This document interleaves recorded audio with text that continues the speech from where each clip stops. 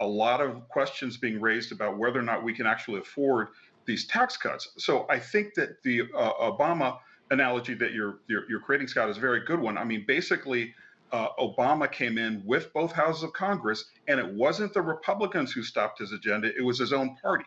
I mean, keep in mind, we were looking at something close to universal health for everybody, universal health care for everyone. What ended up passing was kind of a narrow version that even was written by a Republican that got passed because moderate Democrats didn't want to vote for the whole shebang because they knew they would have to face constituents back home. Now, it's not necessarily going to be the case in the Senate, but there is still a very narrow majority there. The case is going to be in the House. We saw it took 2 votes for Mike Johnson to become Speaker. Wasn't the 17 or 18 votes that Kevin McCarthy had, but he is still walking a line that is really, really narrow.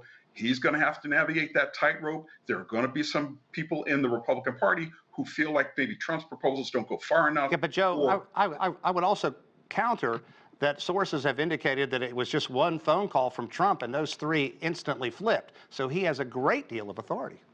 That is true, but how long is that going to last? I mean, he can twist some arms right now. I predict that it's not going to last all that long. Yes, he'll get a lot done. Yes, he'll get most of his agenda passed. But I think there are things like Matt Gaetz that some people simply will not be able to stomach. And I think that it's going to make it very difficult because, again, we're talking about a leadership vote here. We're not talking about any practical policy that might take healthcare away from people or that might raise taxes or might raise user fees. I mean, those things are very unpopular. Remember when Chuck Grassley came home to his constituency after a vote to repeal Obamacare? He got roasted.